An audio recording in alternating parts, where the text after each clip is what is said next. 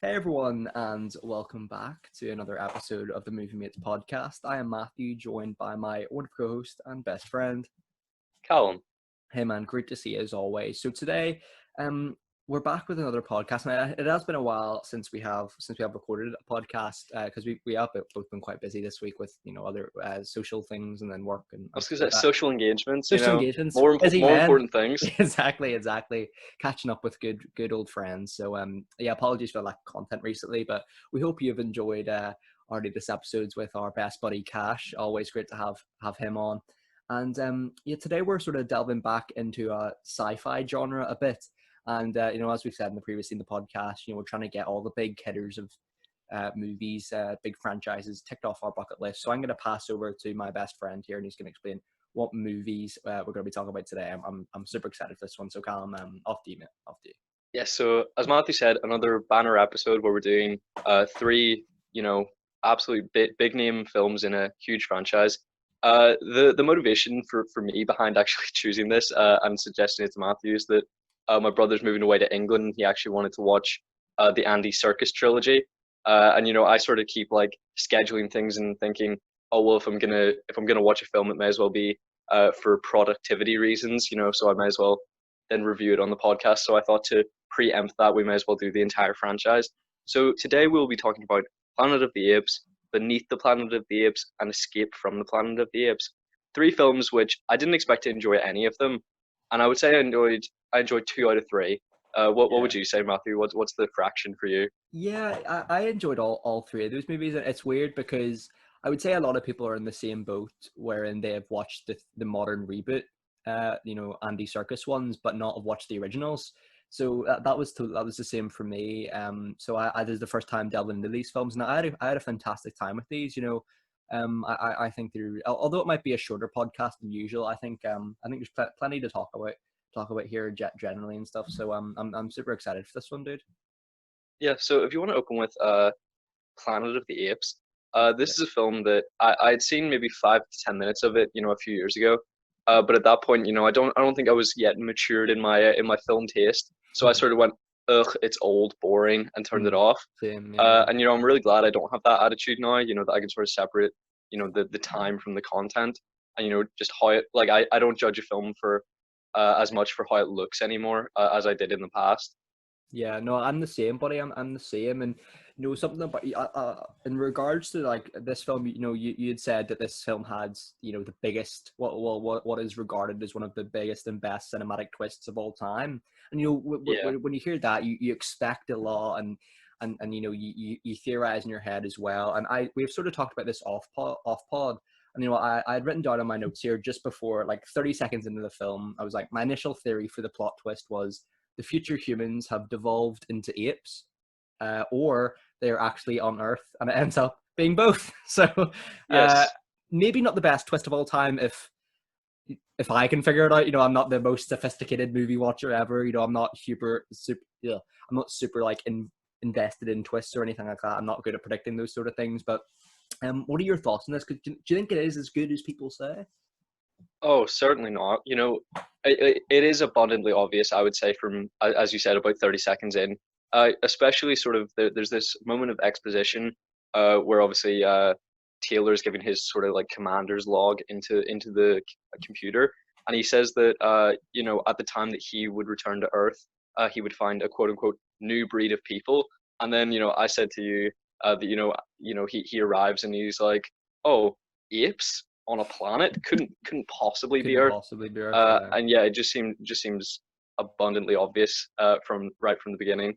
It does, man. And you know what the weird thing is about it? Like, even regardless of the apes and the humans there, it sort of makes me think like, surely the viewers must have knew this at the time because, where are these horses coming from? Like, they're just blatantly horses on this planet. Like, you would think it's either Earth or I don't know, Earth. Do you know what I mean? Like Yeah, they don't make, obviously they make a twist with the apes that they're super intelligent compared to our apes in today's society. But with the horses, they're just bog standard horses. So you would think it's yeah. Earth from the get Well, go. sort of to ask you, do you really believe it is Earth, or do you think it's just an exceptionally similar planet, and that it is in Earth time, like 3955 or whatever, but do you think it's just sort of like a parallel Earth that looks incredibly similar but isn't actually our Earth? That's an interesting one, Callum. I don't know, Because they because they do say that it's, I believe it was 300 light years away and it doesn't have a moon, but then they never really bring up why that is. yeah, it's an interesting one. Like this film never really explains it, whether it's like a time displacement Earth, so it's like 2,000 years in the future, or like you said, it also says that it's a similar planet but has no moon. So I don't know what's happened to the moon in that 2,000 years or whatever. It seems unlikely that would change.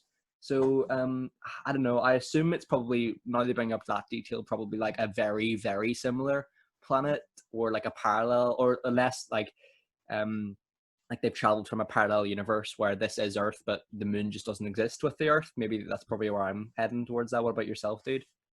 Yeah, I agree with you because they sort of, assume the fact that they've gone through like a time rift, but they very easily could have just, gone through a dimensional breach.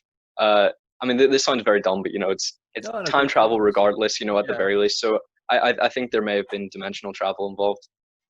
Yeah, it's an interesting one, man, and but I think, I suppose now we could sort of get the main praises for the film out of the way from a from a cinematic point. This film has a fantastic score, and it's so ahead of its time with the cinematography. It's so well shot, and to be fair, like the Is cost. it?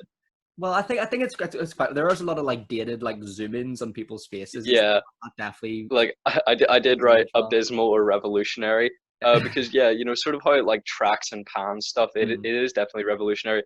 But yeah, just the moments where it just abruptly like zooms in on someone's face, or like quick cuts to someone else. yeah, And then my favorite scene in the entire film is where it heavily zooms in on Taylor, and then he just starts cackling evilly, and yeah. there's no explanation. Like I assume it's maybe up to like space madness, with the 2,000 years of travel, Sure. but they never really delve into sort of the how his psychology has changed.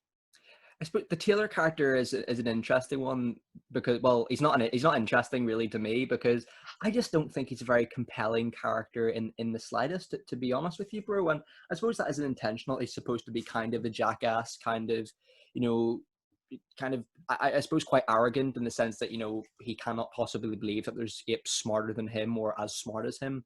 So it's I don't know if that was intentional, but like, don't get me wrong, Charlton Heston gives a good performance and stuff, but I don't know, something about his character. He doesn't treat people very nicely at all, really. Yeah, no, I agree. He treats Nova better than any other human that he interacts with. Including like his fellow astronauts. Yeah. But as you were saying, you were talking about the revolutionary nature of effects and stuff. And I have to say that aside from the movement of the mouths, the makeup on the apes is as incredible now as it was then. Oh, absolutely. Like, definitely, the movement of the mouths is definitely doesn't age fantastically. And we've mentioned in films before about like the effects of lightning, and it definitely doesn't age well here. But to be honest, this was 1968. This was a year before the moon landing. For goodness sakes, this was a while ago, and yeah, I know what you mean. Like the costume design, apart from the mouths, fantastic. It's got such great retro vibe to it as well. And yeah, it is fantastic. One thing about this film, I can definitely see why some people would argue that the first third of it is quite dull, because it is a couple of guys just roaming about a desert, really, for the first 30 minutes. Yeah, jumping naked into a lake as though they haven't encountered any water, even though that's what they crashed into. They're like, "Oh, this is fucking magical." Yeah, there's a lot of Absolutely. just baffled attitudes, and to sort of talk about like the scientists. Uh, we sort of see a bit of combat skills with with Taylor, and Mm, he's able to fight. mm. But the other characters seem like sort of stereotypical nerds. One's a botanist, and one doesn't really seem useful for anything. But you would think if your goal is to send these people to colonize this new planet, you would expect probably hostility. So you would probably send soldiers You instead think of so? scientists, Yeah. because they know that they're going 2,000 years into the future, and that it's like a one-way trip. So why are you taking like soil samples and shit? Like, because you can't bring that back to Earth. You're there to colonize it. So why have you brought like one woman and three guys, and also no soldiers? Yeah, the even like from a colonizing viewpoint, yeah, like bringing three guys and one girl, it's not the ratio of guys to girls I would probably choose to be honest with you in terms of colonizing a planet. Yeah, because Taylor refers to to Stuart Stuart, yeah. as the new Eve, but then and he's like, oh, and we're well and Randy to get her there, Yeah, so he's kind of disgusting in his description of that, and certainly. also she can only be pregnant one time, like once at a time, and also if you have like countless children just with the one woman, that's obviously going to eventually lead to inbreeding. Yeah, no, it's a weird one, man. It's a creepy one as well. And part of my ignorance to this film, I suppose, like I feel a bit stupid for saying this. I did not expect the apes in this film to be able to be as sophisticated as they are. Like I didn't expect them, because maybe I've watched the Andy Serkis films, and those films, like basically it's only Caesar who really talks for the majority of them. Obviously, we see later on that his family can talk and the orangutan can talk, but for me, it was sort of a bit jarring that these apes are sort of standing upright. It's clearly like humans in costume, but like they're very sophisticated and wear clothes and stuff. I didn't really expect that, to be honest with you, man. Yeah, I knew that, sort of obviously the Andy Serkis trilogy acts as a somewhat of a reboot, but they try to sort of adhere to the mythology as much as they can, in that, it can nearly act as a prequel. Like it's not perfect, it doesn't line up perfectly. Mm. It sort of, is obviously the present day answer to what happened to Earth 2000 years ago. So, Mm. yeah, I knew that it was obviously, projecting 2000 years in the future. So I did expect a certain level of sophistication, but certainly because, you didn't know going in that it was Earth in the future, that was just your assumption. You sort of had no reason to believe that, I suppose. Mm-hmm. Yeah, absolutely, man. And we've reviewed another movie with Kim Hunter in Streetcar Named Desire, and I think she is incredible as Dr. Zira in these films. I think she's one of the best actresses in this generation of filmmaking, certainly. And no, she's great. She's great. And she's one of my favorite characters in the series so far. Yeah, she never spoke to me as Stella. I never thought she was, I thought she was somewhat miscast, but in this film, she is perfect. And her accent work, it's sort of like, as we've talked about, sort of like the storybook, like Alice in Wonderland type of English accent. Yeah. But it sort of adds to the movie magic because she's already under a shit ton of prosthetics. So I mean, it Mhm. sort of works for me. Yeah. No. Absolutely, bro. Absolutely. And we're introduced to the character of Dr. Zaius, who is sort of the orangutan that is, a superior to Dr. Zira. And throughout the film, he's sort of, an opposing force to Taylor and to the chimpanzees. But I do have to say that I think he is remarkably fair in allowing the scientist and Taylor to find evidence about the ancient culture instead of just having them murdered on the spot near the end of the film. Because Taylor's sort of threatening him with a gun, and I like Taylor's vastly outnumbered by the gorillas that are on horseback with guns. So I really think a swift death could have been inflicted. But I Certainly. think the Doctor Zaius in that moment was actually quite fair. Yeah, yeah, absolutely. And the film, this to me, upon my watching of the film, it sort of explains that the gorillas are the less intelligent but more aggressive and more sort of militaristic branch of the ape ancestry, whereas the chimpanzees are more intelligent and stuff like that. But it never really explains the orangutan role in there. I assume it's a mix of the two. I don't know, but he seems that right. He seems very fair. Yeah, they seem to be sort of like the chimpanzees seem to be like sort of the scientific minds, and the orangutans seem to be like sort of the administrative role where they're sort of keeping the peace between like the two sects of like religion and science. So they're Sure. they're sort of keeping the balance. Honestly, I don't have a huge left to say on this film, other than the ending of the film, as we've obviously discussed. I think this film should have been a one and done situation. I think it had a perfect bleak ending. It's a complete tragedy for the character of Taylor to realize that Mhm. this is Earth, and he has no means of getting back home because his ship's been destroyed. So I think it's incredibly bleak, but a perfect ending to a film. Very I true. think that I think it's a really well self-contained universe, and I think that by pushing it with sequels, it sort of dilutes the quality of the first. That's such a great point, buddy. Yeah, it is a classic example of needlessly making sequels for financial benefit, I think. And I just had such a well-contained film with a bleak ending, and it's so many iconic scenes and lines in here. When Taylor goes like, "Take your stinking paws off me, you damn dirty ape!" Like that's a good line. That's a good line. And there's a lot of great characters in this as well. We haven't really touched on. Nova. She's great. I think I think Linda Harrison. For not being able to have any lines to deliver, she's fantastic here in just her facial expressions alone. But Yeah, she shows like about 10 times more emotion than Charlton Heston. yeah, Charlton Heston, he's not great, and there's so many weird scenes. I think he kisses Zira at one point. That was strange, and Yeah, you sort of feel like happy that he's just stranded there. To be honest, he doesn't seem like a nice guy at all. Like he's just like, yeah, you die there. You know what I mean? yeah, and sort of we'll touch on this in the sequel, Beneath the Planet of the Apes, but obviously he's replaced by a very similar archetype of character in Mm-hmm. Brent, and that Sure. sort of shows Yeah. how replaceable he is. Like Oh yeah. you know because I would say that the character of Brent is, he portrays the exact same level of emotion, and it's just the same character. So obviously, the character that Charlton Heston plays, doesn't like, he's not the good part about this film. Yeah, that's so true, man. It's so true. And I don't have any more to say myself, brother. I'd love to hear your rating for this one. Yeah, so I think there is some argument that it is dull in parts, and obviously for our modern tastes, the pace is obviously going to be quite slow for us. But I think the makeup work is incredible. The cinematography is at points revolutionary, at points hilarious. But either way, I enjoy it. And I do think Charlton Heston, is a bit wooden.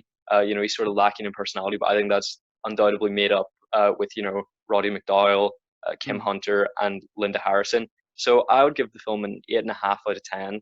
What about Man, you? that's exactly what gave it in my notes, 8.5.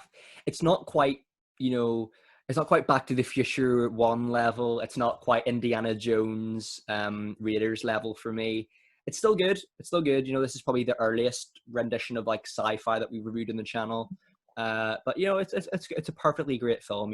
This is definitely one I'd recommend for people who haven't seen it. I maybe wouldn't recommend seeing the other ones because they feel a bit cheap and lazy. But no, this one's fantastic, man. You can see why it's so iconic, can't you? Yeah, I mean, I would definitely recommend Escape from the Planet of the Apes, but I really don't have high hopes for when we watch, Conquest for the Planet of the Apes and Battle for the Planet of the Apes, I believe. Yeah, and it's weird Uh, because Roddy McDowall in these films, he also I he who does he play in this one again? Is it Dr. Zaius or he plays Cornelius. Cornelius? But he's also Caesar in Conquest and Battle. I thought that was so strange. Yeah, they clearly. I presume they pivoted it, obviously, due to the events that occur in Escape from the Planet of the Apes, but they Sure. wanted to keep him as sort of, because throughout this series, there's obviously constant stars like leaving and characters dying. So I suppose they wanted to keep at least one original cast member to sort of keep the magic alive, and he was obviously under a lot of prosthetics, so to sort of Mm. hit him and put him in a different role. I think it's smart. Absolutely, absolutely, dude. I suppose did you want to move on to our second film of today then, dude? Yeah. Yeah, I mean, we got through that one pretty quickly, We and I'm did. confident that we can get through Escape from the Planet of the Apes in about 10 to 15 minutes. But for Beneath the Planet of the Apes, I do actually have a fair amount to say. So we're introduced to the new character of Brent, and I am honestly kind of embarrassed on their behalf that they couldn't think of a better character introduction than just copying Taylor's. Man, I'm honestly not going to lie here. I thought Brent and Taylor were the same person for like a good few minutes. They looked incredibly similar. And also, I thought they were like redoing the scene where Taylor crashes or something again, or something like Yeah, that. I 100% thought that was Taylor, you know? yeah, no, like Charlton Heston clearly did not want to return. He said, if I return, you have to kill me off, and I'm going to give my money to charity. So he did not want to do this film, but he wanted, sort of finality for the character, Hmm. just for the sake of the audiences. So, I think they did just want to have a Taylor type, throughout the film. But I think if you set this film, this film would easily work with just Nova returning to Zira and Cornelius and just having that trio lead this film. I think that would have Absolutely. been a far better film because it just seems kind of pathetic to watch this, this like cookie cutter character who's just meant to, That's a great term like for it, man. neatly replace Taylor, in sort of a like an expendable type way. It just felt Yeah, absolutely, Callum. I was incredibly underwhelmed, and it felt cheap, as you said. Yeah, and I think you've smashed it there, bro, completely. And yeah, I think a Nova Cornelius and Zira film would have been way more compelling. But that being said, I do like how the film does pick up right where the last film left off, although it does show exactly the same scenes, which is a bit lazy. It's sort of like Back to the Future Part Two style, which I like. And I swear I wrote that. Like, because yeah, as you said, it really did heavily remind me of that, in that, it's an extension of the first rather than a film in its own right. It sort Sure, of just naturally sure. bleeds from one to two Yeah, but instead of them feeling like separate films. And do you appreciate that? Because I actually really appreciated that in Back to the man, Future, Back to but the I Future don't know does how it I feel right. about it here. Back to the Future does it right because it feels like a great 8-hour movie, as we called it in the pod. It does feel like that. Whereas this film, I think it feels cheap, and it feels sort of, I don't know why it feels like it just doesn't pay off the same way as Back to the Future did. Maybe that's because they're doing, like as you said perfectly, brother, a cookie cutter character in Brent. Maybe that's what it is. But for me, Back to the Future Part Two crushes this film the way it did it. Yeah, because for me, Back to the Future Part Two is sort of like an underwhelming second act of a long film. But this was sort of like, this sort of naturally bleeds from one to two, but then like from two to three, it doesn't work. Like, the escape from the Planet of the Apes doesn't really, it doesn't, it doesn't achieve that, sort of natural bleeding of narrative as much as one to two. So it doesn't really feel like the saga that they wanted to. And it sort of fails because, it's just, at least Back to the Future was drastically different from Back to the Future One. uh, you know, Back to the Future Part Two was drastically different to Back to the Future Part One, but this sort of feels like a lot of the same. I would say the Yeah. first third of the film is just a condensed version of the first film. An astronaut lands, he discovers the apes, he meets Zira and Cornelius, he meets Nova, and then he finds out that it was Earth all along. That all happens within the first half an hour of this film, which is just a complete rehash of the first. Yeah, and it's strange, bro, because this film, in many ways, kind of reminds me of like Indiana Jones and the Temple of Doom, in the sense that there's like a cult underground, which are like kind of weird, kind of worshiping some sort of figure, some sort of a mascot, if you can call it that. And it's kind of reminded me, like, even though this film did come out way before Temple of Doom, but it kind of reminded me of that. And it's weird, there, I've mentioned to you about like the video game Fallout 4, and in that game there is like an atomic bomb has destroyed America, and like there are this cult called the Children of Adam, who give this aura that they are very peaceful, but in fact that like they worship this bomb and are actually like mentally unwell, basically. So it's very similar to this film, and how it presents like the cult who like who worship the atomic bomb, basically. So I thought that was a cool little detail, but this is a weird sequel, man. This is a weird one. Yeah. So Matthew, now I have to ask you, who do you think is a bigger, dumber idiot, Brent or Taylor? Because in Brent. this film, I would say at least Taylor, susses out the planet before doing anything. But immediately, Brent fully believes he's on an alien planet, and yet persists at speaking English to Nova, and Yeah, just he's so, absolutely commits to it. And is like, "What? You don't understand me? What are you, some kind of dumb person?" And I'm like, "You think you're on an alien planet? Yeah, that's your your plan of action." yeah. I have the same note. I just put, is Brent an idiot? Nova clearly doesn't speak or speak any language whatsoever. Yeah, I think I. It's weird. I don't know if I prefer. I actually prefer Taylor, I think, than Brent. Strangely, and I was sort of happy to see Taylor again, because he like hilariously vanishes into a rock. I thought that was brilliant. And but no, I thought Taylor was actually quite good in this film, to be honest. Strangely. Yeah, no, because I don't like Taylor's personality, but at least there was something for us to grasp. If he has such a bad personality that we don't like him, that's better than having absolutely no emotions or feelings toward Brent. Yeah, absolutely, dude, absolutely. And it's weird. Brendan Nissel, he kind of reminds me, like, if they were gonna do a modern retelling of this, Chris Pine, I think, as Brent would have been good. Like, I think they look exactly alike, to be honest with you.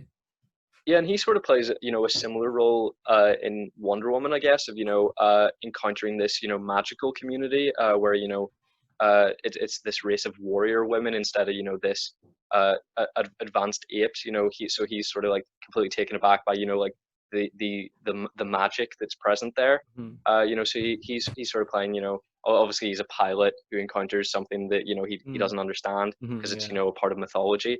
It seems like a similar role, and yeah, I definitely agree with you. He would be perfect for this kind of film, even today. But I think we both have to agree that the fact that Zira mistakes Brent for Taylor just illustrates like how nondescript he is, and just because because they repeatedly say, Zira says in this film, and she says in Escape from the Planet of the Apes that that we love Taylor, Taylor's our friend, we love him, and Sure. then you mistake just another dude for Yeah. him. Yeah, absolutely. This film is the whole Taylor versus Brent scenario. That is pretty funny. Like, yeah, that was pretty great. And there's a lot of scenes in this film that just don't work at all. They feel so dated. There's weird Yeah. like we've mentioned like the zoom ins on people's faces and stuff like that. And I think the film, to be fair, I think it does get better as it goes on. To be honest, like nothing much really happens until we find like this cult of like mind controlling alien human people. And in many ways, there is an insane face reveal there when I assume they're aliens, aren't they? No, I believe that they're humans that were irradiated by a nuclear bomb, and Ah, then no, but I have to assume that their like ancestors were burned by this nuclear bomb. But then if they reproduced, the child wouldn't be born with like nuclear burns. mm, They would just be born you sure, know yeah. as they were. So I don't really understand it. Maybe they are aliens, but regardless, I don't really know who they're, like for whose benefit, are the human face masks, because they all look like that. They all know what each other look like. Sure. So for whose benefit are the human disguises? I don't know, because it's not as if like they're getting visitors or guests down here. It seems Yeah, and weird. any people that are in their underground area, they're enemies because they've brought them there to imprison them, and then they show all their enemies later when they go to initiate the nuclear bomb. Yeah, you sort of talked about how bizarre some of the references and some of the lines are, and I would say I've never seen such a casual reference to domestic violence as when Zira pretends that Cornelius has hit her, and Dr. Zayas comes in and he's like, "Yeah, fair enough," and I was just taken aback, and Cornelius didn't seem at all concerned that like about Zira's accusation and how that could possibly harm his reputation. He was like, "Yeah, I did it." Yeah, yeah, I'm like, exactly, exactly. I was so concerned because I Yeah. don't know whether that's them saying that this is a more like that's acceptable in the ape culture, because obviously we don't actually delve much into their philosophies on sort of criminal acts, Mhm. other than do you think that the only real crimes that they're arrested or killed for are like crimes against their religion? Obviously, Yeah, like they were yeah, put on trial for heresy in the first film. Obviously like speaking against the religion, suggesting that apes actually evolved from humans sure. instead of the other way around. So do you think that that sort of crime is just permitted in this culture? I would say certainly, yeah, religious heresy, or either that, or just crimes against each other in that sense, because it seems like the communities are quite divided in that sense. We've got the gorillas, orangutans, chimpanzees, all that stuff. But yeah, no, I'd have to agree with you, but it's because the film doesn't do a lot to explain this culture or society in any shape or form, does it? Really? No. Oh, Matthew, like as a side note, the way we're going to Sean's tomorrow. Yeah, Like, did you want to get dropped off at my house and we can have a jolly walk there together? man, that'd be fun. That'd be fun. I'll just put a wee reminder, just edit Just like that at, out. at like 5:30 or something. Yeah, no worries, man. No worries. But yeah, yeah, absolutely, man, absolutely. Uh, Yeah. So, I'm trying to think. another. Yeah, okay. Go ahead, man. Go ahead. I would say that the weirdest part about this film, and we've talked about a lot of weird shit in this film, I would say the weirdest thing is that most scenes are completely devoid of music.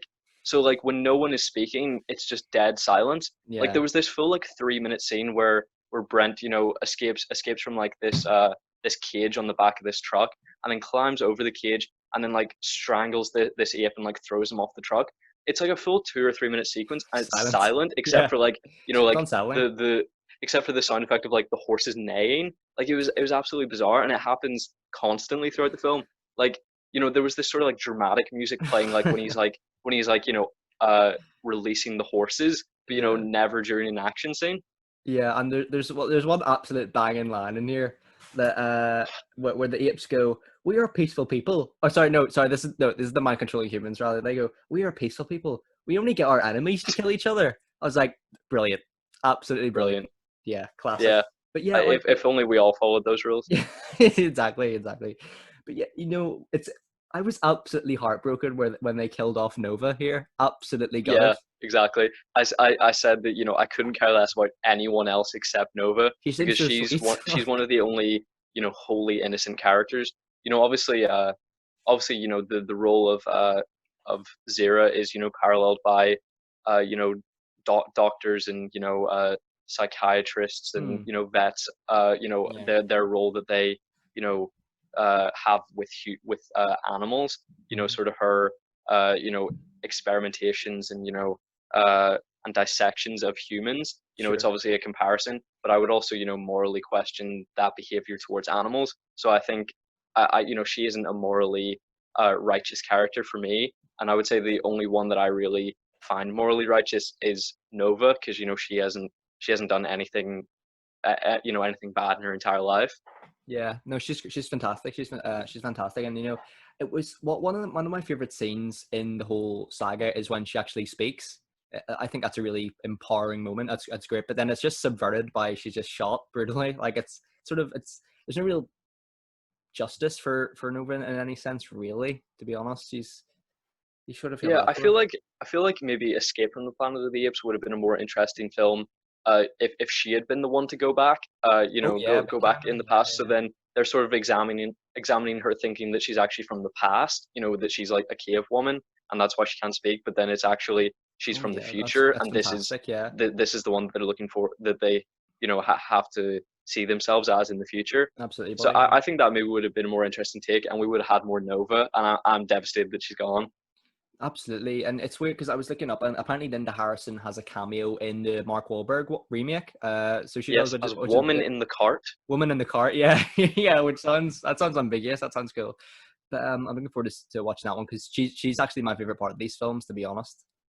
Yeah, I mean, I don't know why. I think it's just that she does a lot of great face acting, and you can really feel her emotions. Whereas Absolutely, with dude. everyone Absolutely, else, yeah. the only thing you know about their character is what they tell you, because obviously the people wearing prosthetics, they can't emote, and then the actors playing Taylor and Brent just find it impossible to do so, I guess. Yeah, absolutely, yeah. I'm trying to think, do I have any more notes? I don't actually have any more notes in this film. Strangely, Well, really obviously doing it. the film ends with Earth being destroyed by the nuclear bomb, Yeah, that people have been praying to. And you would have thought if a bomb was your god, you wouldn't want to destroy it, because then if you kill your god, you no longer have a religion. great point. Because your deity can't be a martyr, because you're only a martyr if you die for your cause, and you're like, it's the bomb isn't dying for its cause, you're killing it by exploding it. Yeah, how big is that bomb as well that it's wiping out the entire Earth? Must be a pretty Well, powerful bomb. they said that it was called a doomsday bomb. So I don't know if if such a bomb exists, but I suppose this just had the capability to destroy. I suppose because they were underground, they were closer to like the Earth's core. So I That's a good guess point. Yeah. it may have blown up like and gone down and blown up the entire core, and that ignited the entire Earth. Yeah, but that's such an interesting point about like the religious martyr in a sense. Yeah, that's a fantastic because the film sort of subverts that in a sense, but it's sort of it doesn't really go to explain why I would want to destroy it because they've nothing to believe in that sense. Yeah, and I am sort of sad that this film is obviously the second of the franchise, and not one of the characters meets a heroic or worthy end. They all die in like Yeah, sort of like I mean, not embarrassing ways, but like incredibly underwhelming. And well, really just that the person that is responsible for the destruction of Earth is actually Taylor.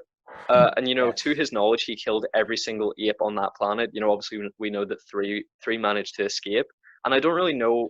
I don't like. Obviously, we haven't seen 4 and 5, Unless have you watched either of them? Haven't watched either of them. No, no. So we haven't seen 4 or 5. So I actually don't know where they're going to take this.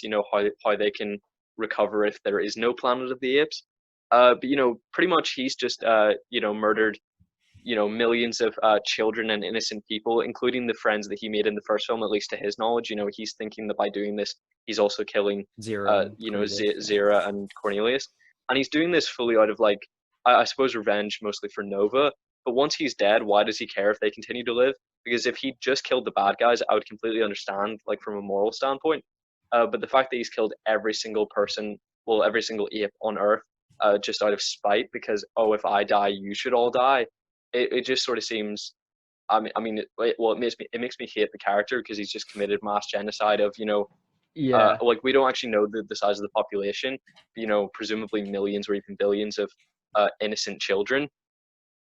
I know it's sort of, yeah, it's a sort of a detail the film just glosses over, the fact that Taylor has just wiped out an entire civilization. Like we don't know, like, is that well, we assume that the area of America that we're seeing is like New York, but we assume that the entire world is like that.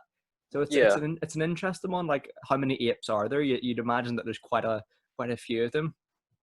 yeah, and I have to assume it's like a colonial attitude because he encounters this native race, this native species that Hmm. he's not familiar with. So then he thinks that they're dangerous and hostile, but it's just that he's actually the unfamiliar source in that time and in that place. So he's sort of entering this community and thinking that he's above them on a moral standpoint, and he just Hmm. decides to spitefully kill every single one of them just because a minority of them antagonized him in his perspective.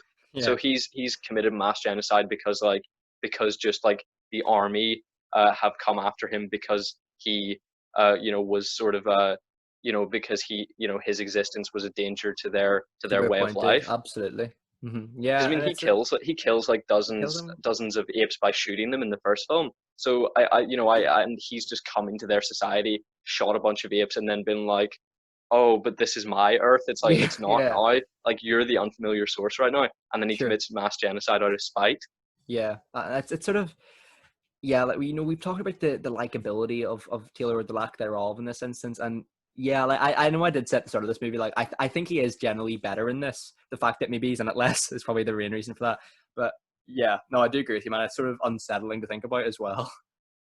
Yeah, and I thought that we would be talking about this film for a while, but honestly, that's all that I have to say on this one. So Matthew, I'd love to hear your rating of this film. So I've sort of, this is, I sort of have my notes here. This is at the time when I was watching this. The weirdest sequel ever. However, that is definitely encapsulated and passed by Escape from Planet of the Apes. So that being Oh, said, I think really? there's still some, yeah, man, absolutely, and I think there's still some great stuff in here, buddy. So for me, I'd have to give it 8 out of 10. Although I'm sort of glad that Taylor is in it less, but then they have, as you said perfectly, brother. That cookie cutter aspect of Brent's character. It's sort of a bit, it's very lazy. The film is, if one word I could describe it, great. As to use Otto Octavius's term in Spider-Man 2, brilliant but lazy. Okay. Yeah, no, I find the movie pretty dull, incredibly weird, but not in a good way. Yeah, the introduction of Brent was lazy. I agree with you, and as we said, he's just a completely nondescript, expendable, disposable, interchangeable character Yeah. that sort of had no interest. This film was originally devised and then it was rewritten constantly, and the director and the guy who plays Brent actually both wrote apparently it was like 50 pages of notes on like rewrites that they Wow. suggested, and that Hmm. was to flesh out the character of Brent. So I really don't want to see what this film was going to be like when when the character of Brent wasn't as as remarkable as this, because this is pathetic. So like I really Yeah. don't want to see what they had Yeah. originally, because I imagine he just stood there and didn't have any lines. Yeah. Uh, you know, Exactly. Plus, like, why? Like, I don't know why you would introduce a character that is just the that's just Taylor 2.0 if you're going to kill him in the same film anyway. Because then surely Kill both of you them may as off well, in the same film. yeah, Yeah. you may as well take risks and make like a wildly different character, at least with like a different appearance or a different attitude. I would kind of get if they were like subtly trying to replace Charlton Heston in the franchise, and they're like, oh, just get someone who looks like him and is the same character. But if you're gonna kill them both off in the same film anyway, like you may as well take a risk and go wildly different. Absolutely, absolutely. The scene where they fight each other is just brilliant. Oh, it's pathetic. It's pathetic. Yeah. So bad. Also, they're like, they're like karate chopping and like flying 3 feet.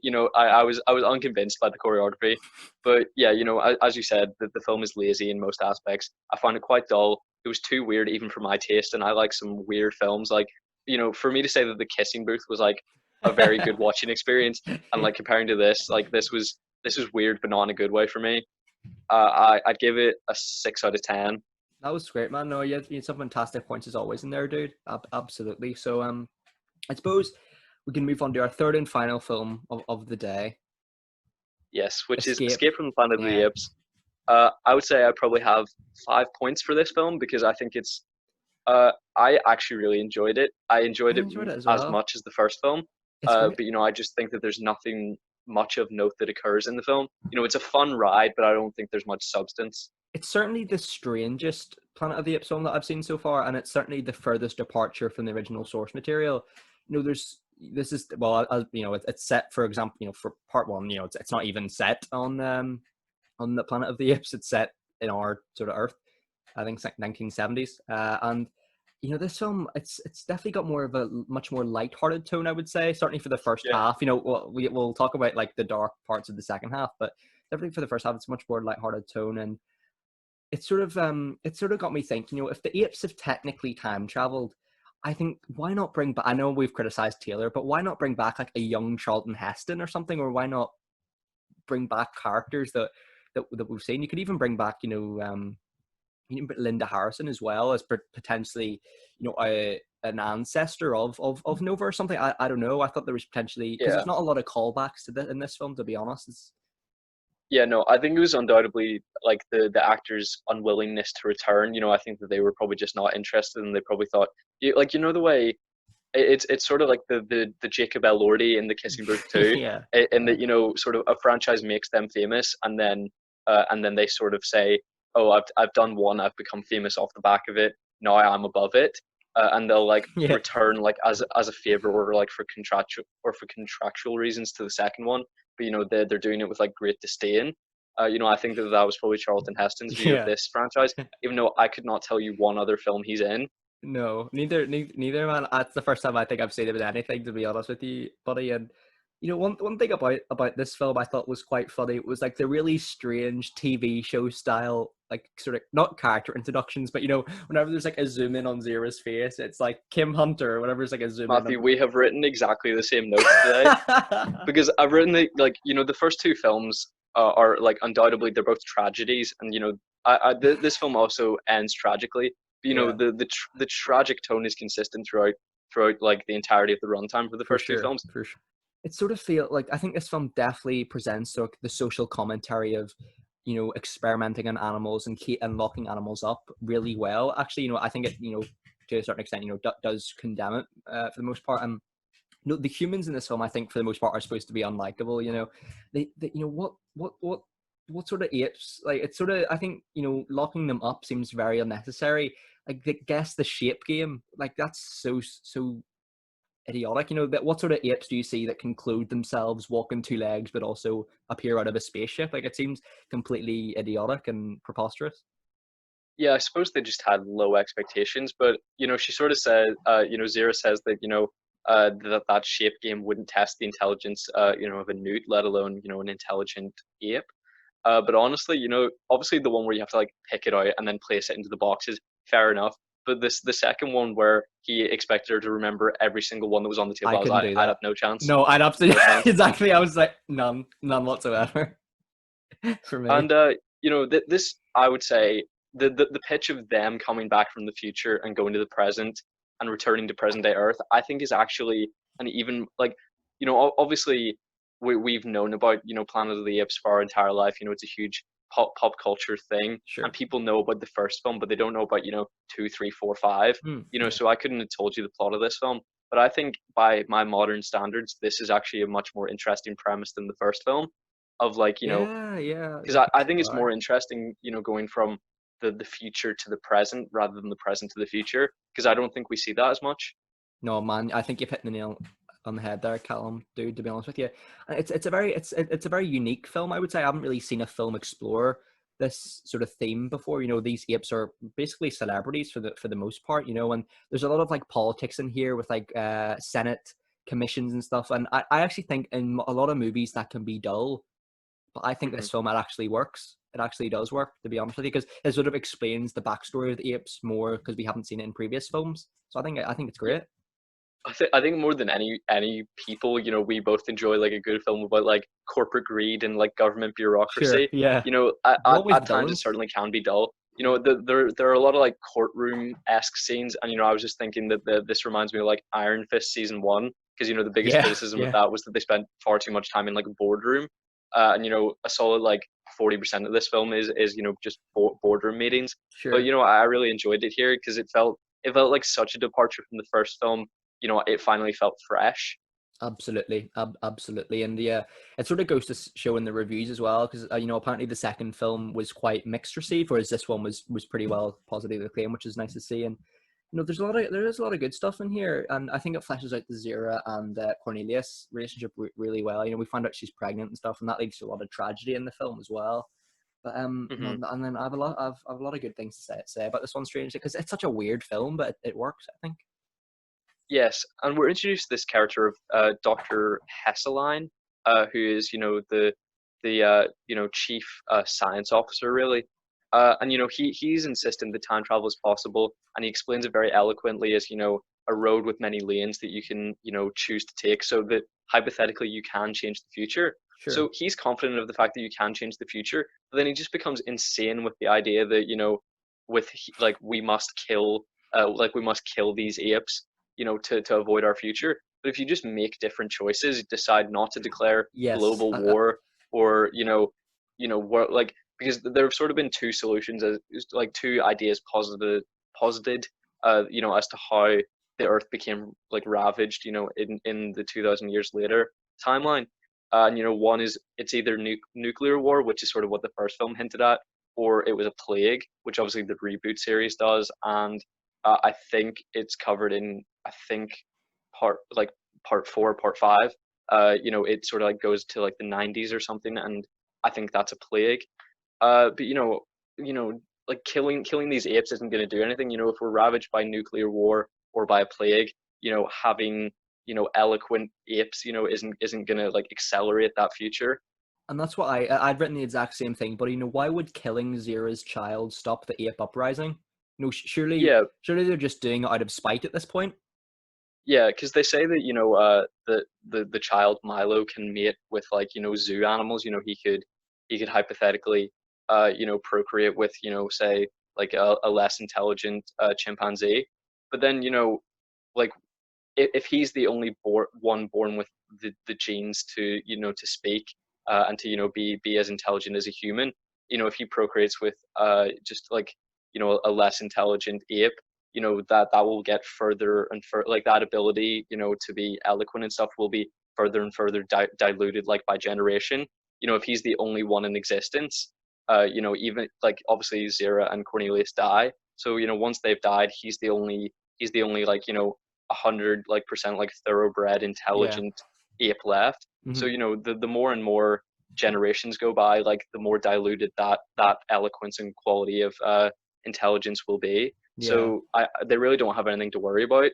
No, absolutely not, buddy. Absolutely not. And one thing I really think this film does really well is sort of present the hypocritical side of humanity. Well, I don't want to say we, because we obviously don't, but we as a species, perform experimental surgery on apes and other animals and lock them up. And in this film, they're like, oh, these apes are savages. They've done lobotomies on humans and blah blah blah. And so we sort of see it's definitely mirrored in Taylor's reaction in the first film, where he's like, oh, you are savages, blah blah blah. And it's sort of it definitely rings true, I think, throughout the film. So in that sense, it is consistent. Like it mirrors that. Do you know what I mean? Yeah, definitely. And I would say that my favorite moment of the film comes when an orderly enters the room and Cornelius slaps a tray into his face, and that somehow murders him. Man, I was looking in the Wikipedia for this. I was watching the film, which I tend to do, and we see like he's unconscious, but then he's like, oh no, he just died. So I was just like, what? Like they like roll him out on like a white sheet with like blood all over his face. I was like, oh shit, like, Yeah, and I thought yeah, that maybe they had like exactly. killed the orderly to like frame them, and that they had That would have been maybe better. finished the job, because that would make more sense to me. But no, like He's maybe just dead. if you like crack them on the back of the dome with like a metal tray, maybe they'd have brain damage. But they're saying that like slapping like a plastic tray into someone's nose killed them. No, sweetie, no. Like I'm gonna put a firm no on that. Yeah, and there's a lot of weird deaths in this film. Like Milo, Yeah. their ape friend, he's like strangled by a gorilla, and I thought he was like maybe unconscious, but he's like, no, he just died off screen. Yeah, no, just a solid snapped Solid neck. snap of the neck. Yeah, Yeah, and you gotta love it. we had never met the character of Milo, so I didn't have much emotional connection to him. But what I was really questioning is, what is it with this franchise killing off fan favorite characters? Like, obviously, we've talked about like the actors probably, it's probably their disdain for not wanting to return in the future. Mhm. But why are they like, oh, we need finality of this character? Obviously we can't get the actor back. Let's Mm. kill them. Yeah, I don't silly. understand why they can't just leave the universe open and It's just not risky as revisit that well. character. Yeah, it's risky because if you run out of ideas, you can't exactly bring the character back again. I suppose they have time travel, so they technically could, but it's sort of it's a very risky because what if the audience doesn't take well to the character's removal from this franchise? It's not something that you see these days. Yeah, and if you like visit, a younger version of the character, like maybe a few years before the events of the first film, Mm. then you sort of, go into like the Indiana Jones and the Temple of Doom situation where you sort of lose all character development they've had throughout the franchise. Yeah, no, that's so Because true. then they just go That's so back to true, man. the version of themselves that they were before. And I don't think that version of Zero or that version of Cornelius would be particularly interesting because they're sort of just bureaucratic scientists. Like I don't think that I don't think anyone would find that particularly interesting. Yeah, absolutely, man. Absolutely. And I don't know about you, but I did anticipate that Zero had switched out the babies. But that does mean that she stole another ape's baby and led it to its death. So maybe I don't Yeah. feel too bad about her death. Yeah. We've talked about the horrifying sort of nature of the third act for the final act, and there's a scene. I think like Hesseltine or whatever he's called. We'll call him Doc. Like he like Okay. just shoots the baby chimp like so many times, like just to make sure it's dead under the blanket, and we find out like he Yeah, still kills a chimp like regardless. That is brutal. The fact that it wasn't Milo, there's I suppose it's irrelevant, it's really. irrelevant. Absolutely, yeah. Yeah, because I mean, anyone doing that, that's basically hunting for sport, which is, morally inexcusable, really. Mhm. So, and especially just because he's so desperate to do it. He knows that you can change the future by making better decisions, but he still says no. Like we have to wipe them out, and it's horrible, honestly. And I really don't respect Zero whatsoever for taking Yeah. someone else's baby, especially because she's saying like, oh, how could they treat apes like this? Put them in cages, put us in cages. And especially because she has huge respect for chimpanzees. So how could she go to another chimp and take their baby? Yeah, I suppose like the film tries to excuse it by saying it's not a sentient ape. This ape can't communicate, so it makes it fine. But it doesn't really, man. It's still quite Yeah, brutal. I feel It's like sort that's of, the film's message, and I feel like that's how humans would see it if it actually happened. But Zira herself, sees all apes as equal, and she couldn't imagine hurting an ape. But yet she hurts an ape mother by stealing her child, and she and hurts getting the it ape killed. child by like basically using it as like a human shield for herself. Yeah, it's it's sort of yeah. It is And then quite she just horrifying to talk drops about. it. She just drops it in She a just like river, like yeah, she showing like throws zero it away respect for it. so she can die by Cornelius' side, pretty much. Yeah, It's weird. I think her actions are inexcusable at the end. Yeah, no, But I agree. honestly, I don't have anything else to say because I do Me think neither, the film actually. is a fun ride, but I think I don't think there's much substance, and I don't think there's nothing noteworthy about this film, because I feel like the first film was revolutionary, the second film was a retread. This film's something different, but I don't think it took the world by storm. So for rating wise, for me, it does everything right that the first film does. But it made me sort of hate all the characters that I used to love, from the first and the second films. I have quite I don't have respect for Zira anymore after her decision in the final act. Sure. So I'd give the film like an 8 out of 10 because I think Awesome, man. it Yeah. does pretty much all the right things except for the third act. Man, I thought I loved your points there, buddy. I think you've smashed it as always. And for me, I think this film, to be honest, it does present more. It's definitely more a comedic tone. But that being said, it presents more serious themes in the sense of imprisonment and experimentation on animals. And yeah, it does get you thinking about those sort of things, man, how immoral they can be. And for me, I think the human characters in this, I think you're missing. Although I think you're definitely missing Nova, and you're definitely missing Taylor to an extent as well.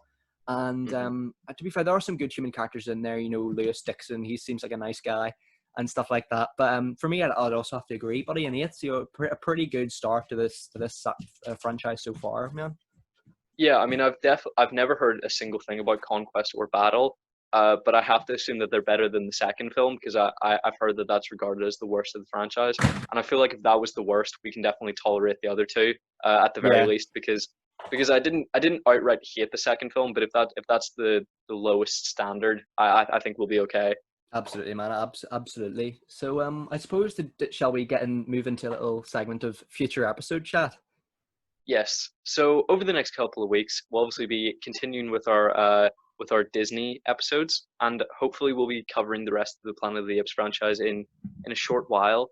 But maybe for the next episode, we've done a lot of franchises recently, and I thought we could maybe move back to our our thematic episodes, and I thought maybe American crime films, Awesome. in the vibe of like The Usual Suspects, Heat, stuff like that. I thought that Sure. might be interesting. Sort of the heist side of films. Absolutely, man. That sounds exciting. And then obviously, will our next episode be Disney Part 6 then? Yeah. It will be indeed. We're talking about Robin Hood. Uh, I think Winnie the Pooh. Fox and the Hound, The many maybe. Fox and the Hound. I don't remember the other one. Do you? No, I think it's Oliver not and going to be an Company. I think. exciting one. I don't think Is it it might be Oliver and okay. Company? Maybe, yeah, maybe. So, yeah, maybe. I think so. It's not going to be Yeah. our If best. it is that, I'm not excited. Yeah, it might surprise us. Hopefully it'll surprise us. But yeah, it means to be seen, I suppose. But yeah, thank you very much, Callum, for today, buddy. Thanks very much for introducing me to these films. Much appreciated. Always a pleasure to record with you, brother. And thank you very much to all the viewers who have listened to this episode. We hope you guys enjoyed. Please be sure to like, subscribe, and comment your thoughts on these three films down below. We'd love to hear your thoughts on them. And then, as always, just email us at moviematespodcast@gmail.com. We're also looking for channel name suggestions, aren't we, Callum? So yeah, leave your Indeed. thoughts about those as well. But thank you very much, Callum. Thanks everyone. Take care and bye bye. Bye bye.